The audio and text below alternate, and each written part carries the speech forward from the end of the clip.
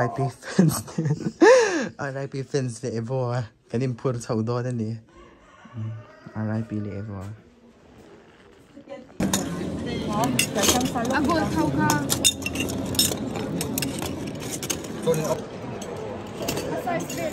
Hey, I see shit. Hey, I see that.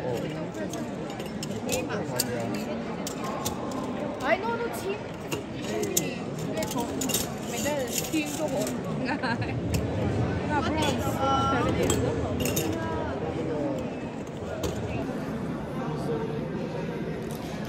Chúng ta hãy first mission khéo dấu cho em mới lần khéo lấy lúc đó. Tốt cái.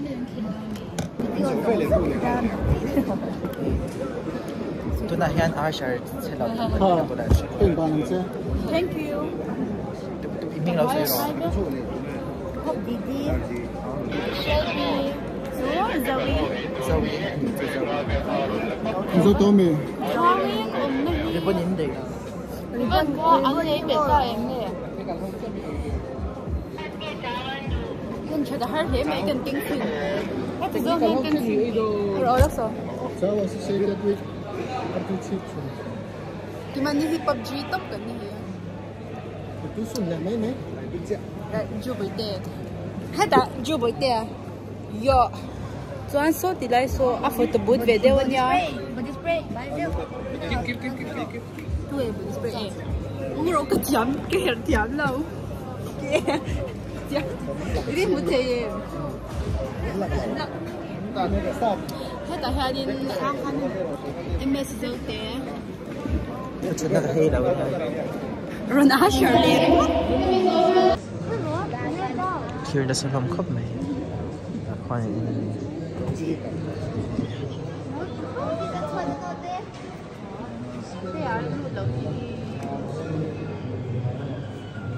Chị tối thì mà.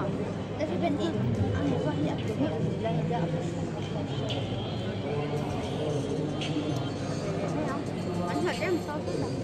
Ông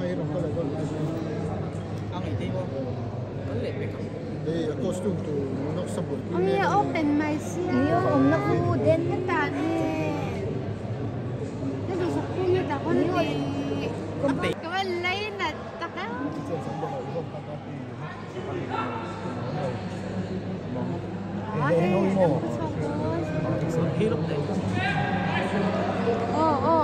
Look.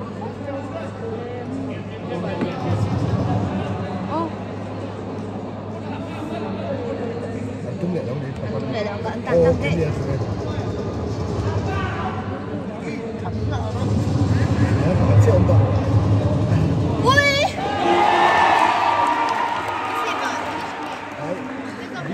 Ivo tiếp bukan dalam game. BDLR so khéo chave se. Sudah khoan. Cái mình này mình này cáp chắc nó lên lắm. Sáng thị trên cắp cho phải không ạ? Ê, bên kia này. Cái xiêm bay sòng chứ. Có chave. Nói về rồi. Cái lớp đến về đó thì body spray. Có đấy đâu.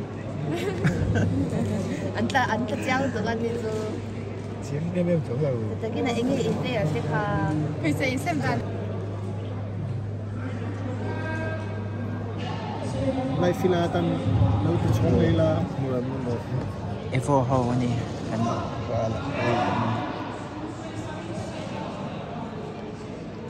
Anh đâm kiếm máy. Ồ lỗ liệt nó sơ tục vô. Anh ba sẽ liệt ta. Ồ, đó là. Ui. Mirai cho thế nhỉ aku.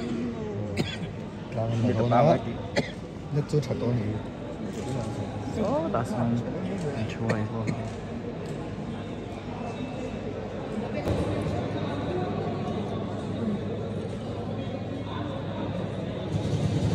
Sẽ là chan thì sao rồi.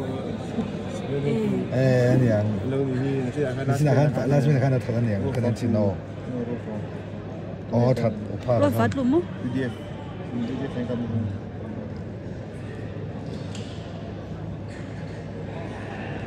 Ôi. Sẽ pick cái. Anh đi có phải cái. Anh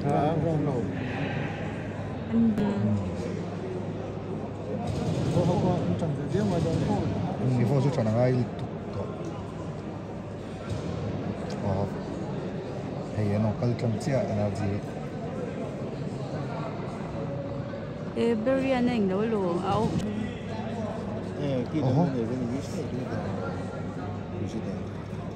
Tôi sẽ physics à thì á cái kia lục gì à dấu đầu rồi chứ tại vì gì bộ sẽ lệ sẽ là lồng hay sẽ là lục gì bộ sẽ chơi ông tổ oh ôi yes one with two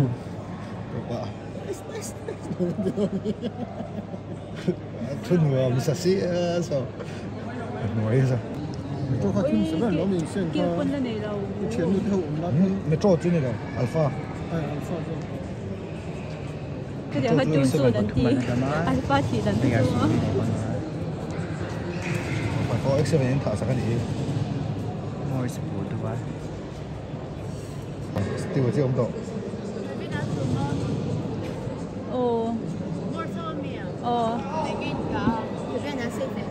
X7 safe lâu UDF là thắt party một cá phải viên là anh tôi lệ ngal anh revive chiếc hạt mà là cái đó thì hạ top tụi nào đó hạ được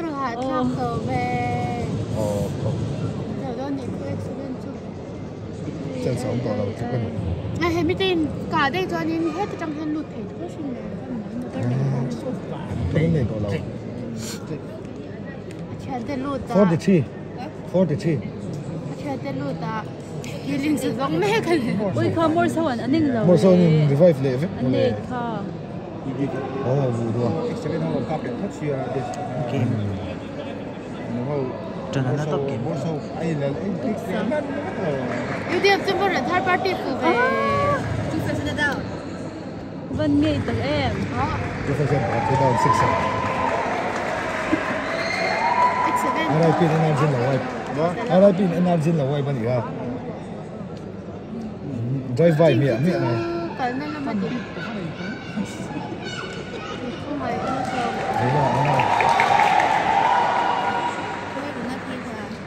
đấy là RIP energy quay pa tôi phải sản xuất chế phải cái này có nào chứ anh thì mấy RIP mà team kia để cho gì là cho thì vốn gì anh dur cho Evo team flick của RIP anh enroll đến anh top zone his station that me 4 5 step gắt sao lâu thì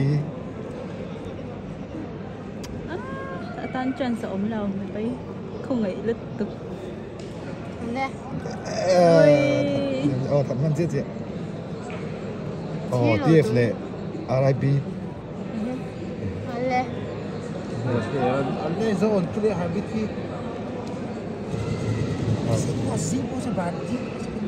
thì đi ông nó hay bắt phụ về RIP hết rồi nằm nệm bốc xe ông sẽ RIP nó free to the TF cái làm gì anh tâm ôi xin chỉ cần về tổ xe RIP đó anh chờ zone số ngắn lâu ông này về tổ mà lấy RIP thì bắt nhảy chú anh rotation up cuối có thể experience chú hả về Ivan poor man in 8 Tommy 그래서 생각하는 가야 미랑 하고 그죠 technical về lâu technical lắm tiếng rồi smoke ngay đâu thì đi cái đứa trầm đó đi cái trầm cái gì vậy chứ có bên đường chả khá có bên anh gì lâu nhau cái trái đúng là kẹo chả gì kẹo lên cái sao có hả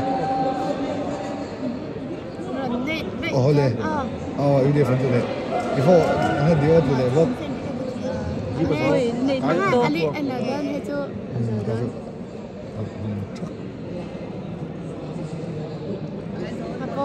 cái gì được cơ ngay tiếng à con đầu chưa thôn lâu ôi để ra bản ca bút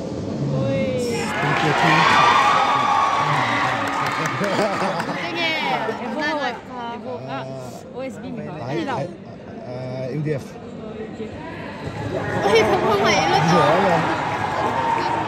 anh áo rồi nó chết rồi sticker nó down sticker nó cái thằng gì ui nghĩ nào không đâu anh đừng lát đi lại món no fans supporter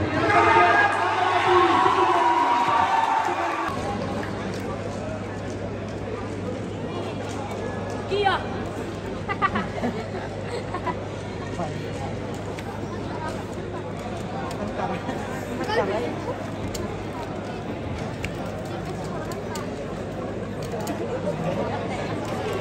hello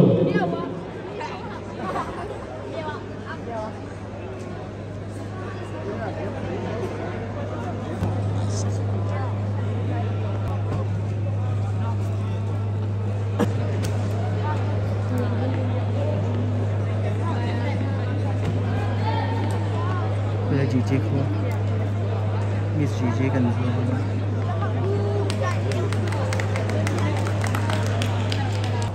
start rồi đó ta chẳng in zoom gì ông lâu cái in nó khá khô cái in nó chẳng thân thì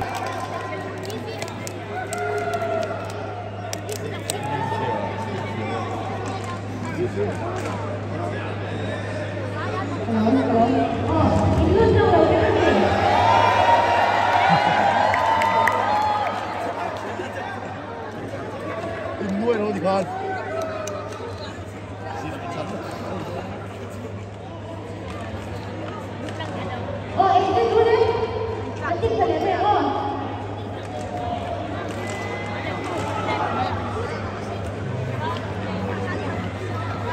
thì lại thăm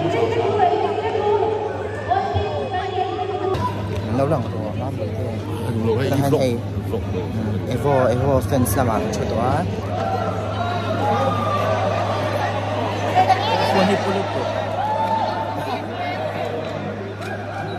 hey po Evo fans lâu này về đấy ngay mặc khóc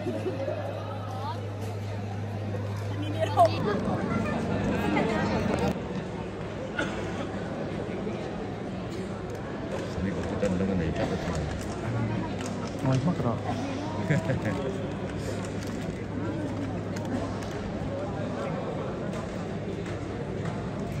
quay lé mình xin được bộ đó là hơi chốc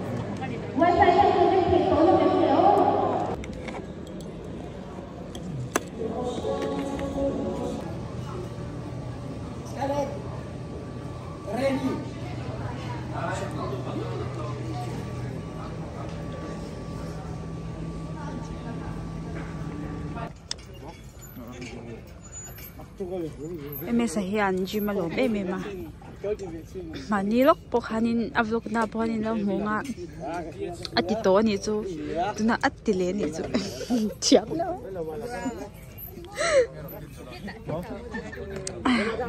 em sẽ chém lâu tu khăn chơi đến chỗ nếu chặt tục mà thì mọi nấu xét H năm nay sấy nó cũng rồi ouch hello H1K4 Gaming tụi này hắn hay cả nông hậu hay ta sấy về đây rồi open mic tập PG YT anh nghe vậy nên mỗi đàn tới hắn sấy tiểu anh nói tiếng Anh nhiều à anh nói không mấy hay nói ngắn tiếng khóc mấy hay anh fail to pa tụi mà cùng tụi cái này đâu hay mình đâu trời ơi mà cái lom khóc này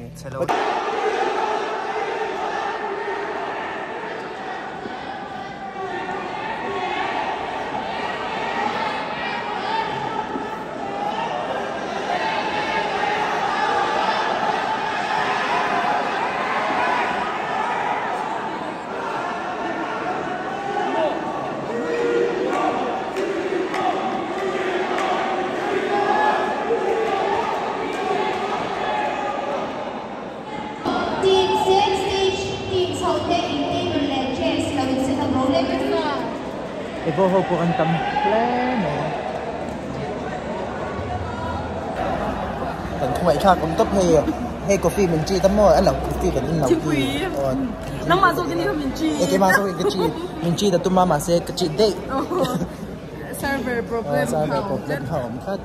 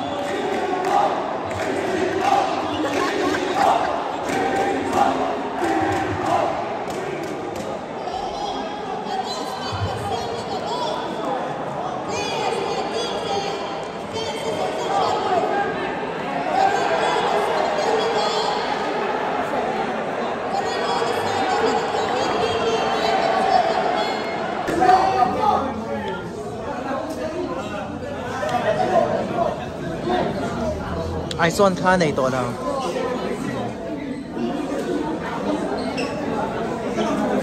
เอาraเลยดีกว่า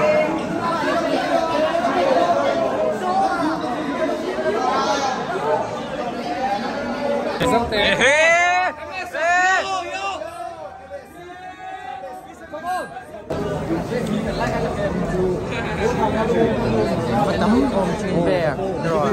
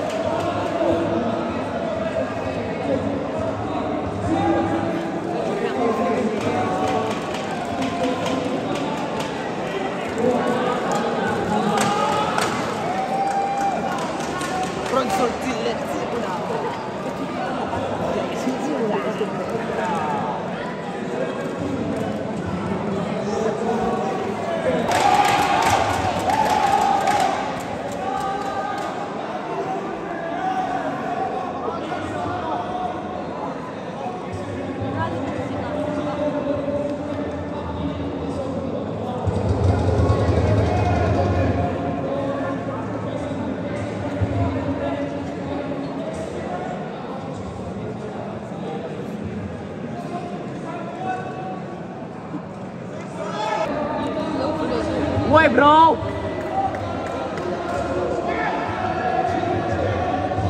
Yes!